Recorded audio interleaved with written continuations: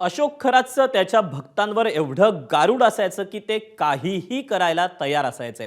अशाच एका अंधभक्तानं त्याच्या आत्मचरित्रात अशोक खरातबद्दल लिहिलेली कहाणी वादाच्या भोवऱ्यात सापडली। त्या कहाणीत अशोक खरातबद्दल काय दावे करण्यात आलेत, अशोक खरातनं एका मंत्र्याच्या विजयाबद्दल काय भाकीत केलं होतं आणि आता अशोक खरातचा पर्दाफाश झाल्यानंतर ते पुस्तक लिहिणाऱ्यांचं काय म्हणणं आहे, याच प्रश्नांची उत्तरं जाणून घेण्यासाठी पाहूया हा पुढचा स्पेशल रिपोर्ट।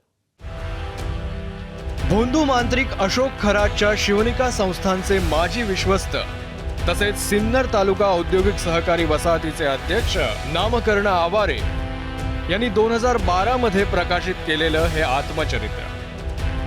प्रकाशनावेळी या पुस्तकाची किती चर्चा झाली होती हे आता कुणास आठवतही नसेल। मात्र भोंदू मांत्रिक अशोक खरातला अटक केल्यानंतर नामकर्ण आवारेंचं आत्मचरित्र वादाच्या भोवऱ्यात सापडलंय।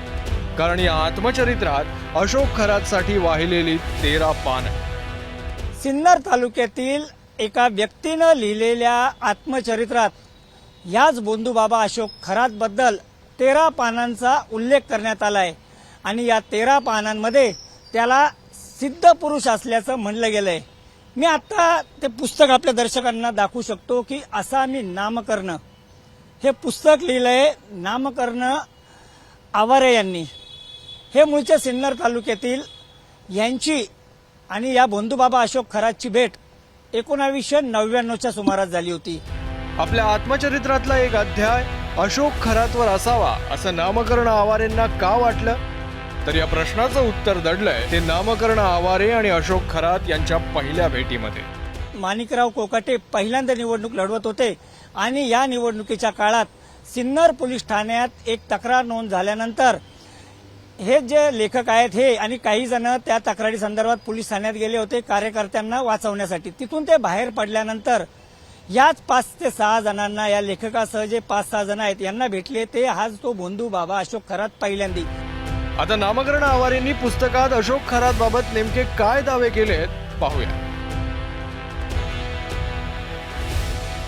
माझी आणि खरातची पहिली भेट 1999 मध्ये झाली। मी माणिकराव कोकाटेंच्या प्रचाराचं काम करत होतो। प्रचारातला वाद पोलीस स्टेशनमध्ये पोहोचला। त्यावेळी खरात पहिल्यांदा तिथे भेटले।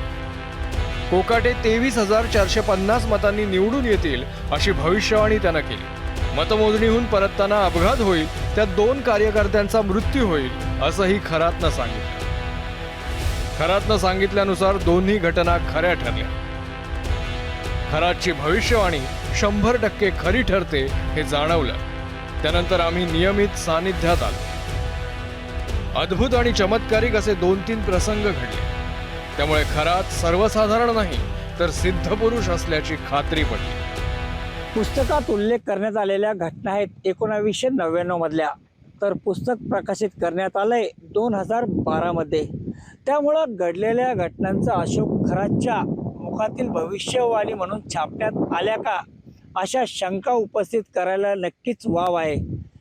तसंच अशोक खरातच्या प्रोपोगंडाचा एक भाग होता का याचा देखील शोध घेणं गरजेचं आहे। नामकर्ण आवारे हे भोंदू अशोक खरातचे केवळ भक्त नाही तर त्यांचा उजवा हात आहेत। नामकर्ण आवारे हे उद्योग जगताशी संबंधित असल्यामुळे अनेक उद्योगपतींच्या भेटी त्यांनी कॅप्टन खरातशी करून दिल्याची उदाहरणे आहेत। आपल्या पुस्तकामध्ये त्यांनी अनेक चमत्काराचे दावे केलेले आहेत। आपल्या गुरुबद्दल त्यांनी तसं लिहिणं स्वाभाविक आहे, कारण गुरुची मर्जी संपादन करणं त्यांना गरजेचं वाटत होतं, परंतु हे दावे अत्यंत अवैज्ञानिक आहेत। नामकर्ण आवारेंनी त्यांच्या आत्मचरित्रात अशोक खरातच्या शिक्षणाबद्दल देखील काही आश्चर्यकारक दावे केले। BSc नंतर खरातनं सैनिकी शिक्षण घेतलं। पॅरिसमधल्या सोबॉन विद्यापीठातून खरातनं ओशनोलॉजीत पदवी घेतली। त्यात त्याला सुवर्ण पदकही मिळालं। खरातनं शंकराच्या 5 सिद्ध मंदिरांचं बांधकाम करण्याचा संकल्प केला होता। त्यापैकी एक मंदिर गावच्या परिसरात बांधण्याचं ठरवलं होतं। त्यासाठीच शिवनिका संस्थान, ईशान्येश्वर मंदिर यांची स्थापना करण्यात आली। नामकर्ण आवारे यांच्याशी संवाद साधण्याचा प्रयत्न केला। त्यांनी मीडियावर येण्याबाबत कुठलीही स्पष्टता दिली नाही। मात्र ऑफ द रेकॉर्ड चर्चा करताना त्यांनी मला जी माहिती अशोक खरात यांनी त्या काळात दिली त्यानुसार मी त्या पुस्तकात ते मांडलं होतं असं स्पष्टपणे सांगितलेलं आहे। एकूणच जर पाहिलं तर त्यांनी हे सांगताना उदाहरण देखील दिलं की आपल्याला जर एखादी व्यक्ती भेटली तर त्याला आपण शिक्षण किती झालं, कुठं शिकलं हे विचारतो, मात्र त्याची डिग्री किंवा त्याचे पुरावे कधी मागत नाही. त्यामुळे अशोक खरात यानं मला जी माहिती त्या काळात दिली, त्या काळानुसार, त्या माहितीनुसार अशोक खरातच्या मी ही सगळी माहिती माझ्या पुस्तकात, माझ्या आत्मचरित्रात लिहिली होती. नामकर्ण आवारेंनी अशोक खरातच्या शिवनिका संस्थानच्या विश्वस्त पदाचा राजीनामा दिला. नामकर्ण आवारे आणि त्यांचा संबंध देखील गेल्या अनेक वर्षांपासून. हे नामकर्ण आवारे या शिवनिका संस्थांवर सरचिटणीस देखील होते. मात्र 2023 मध्येच यांनी या पदाचा राजीनामा देऊन विश्वस्त पद सोडलेलं आहे. आणि त्याला त्यांनी कारण दिलं होतं की ज्या उद्देशानं ही शिवनिका ट्रस्ट स्थापन करण्यात आलं ते उद्देश आजही पूर्ण होताना दिसत नाही. आणि त्यामुळेच कुठेतरी 23 साली नामकर्ण आवारे यांनी या विश्वस्त पदाचा राजीनामा दिला आणि त्या ठिकाणाहून बाहेर पडले. आणि त्याच्या 2 ते 3 वर्ष आधीपासूनच नामकर्ण आवारे हे या भोंदूबाबा अशोक खरातपासून दूर झालेले असल्याचंही त्यांनी आपल्याला ऑफ द रेकॉर्ड सांगितलंय. रविवारी घेतलेल्या पत्रकार परिषदेत शिवसेनेचे नेते दीपक केसरकरांवर आरोप करताना ठाकरेंच्या शिवसेनेच्या नेत्या सुषमा अंधारेंनी नामकर्ण आवारेंचा उल्लेख केला होता. हा MIDCच्या गेस्ट हाऊसवरचा फोटो आहे जो मी परवा दिवशी पण दाखवला होता. हा माणूस एका ठिकाणी नाही, एक महत्वाची मीटिंग चालू होती जी MIDC मध्येच होती. या मीटिंग मध्ये पण हा माणूस इथे दिसतोय, हा मीटिंग मध्ये दिसतोय.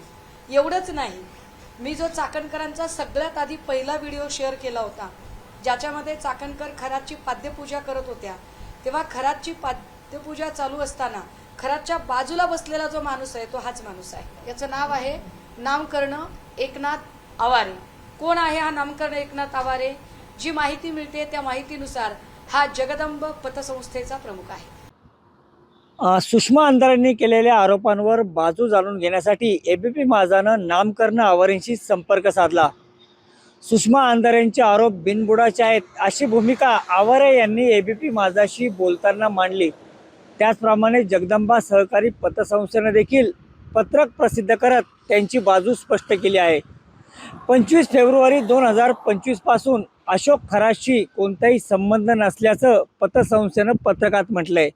तसंच अशोक खरात आणि त्यांच्या नातेवाईकांच्या नावावर कोणतेही कर्ज किंवा ठेवी नाहीत हे देखील पतसंस्थेनं स्पष्ट केलंय. आपल्याकडे भविष्य जाणून घेण्याची दैवी शक्ती आहे असं भासून अशोक खरातनं त्याचा फसवणुकीचा धंदा सुरू ठेवला होता.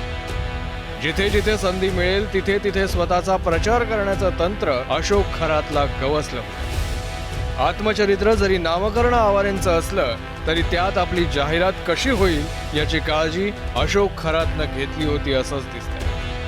मात्र असा बिनबुडाचा प्रचार कित्येक भोळ्या भाबड्या जनतेला भोंदू मांत्रिकाचा उंबरठा गाठण्यासाठी भाग पाडतो याची आता लेखकालाही जाणीव झाली असेल.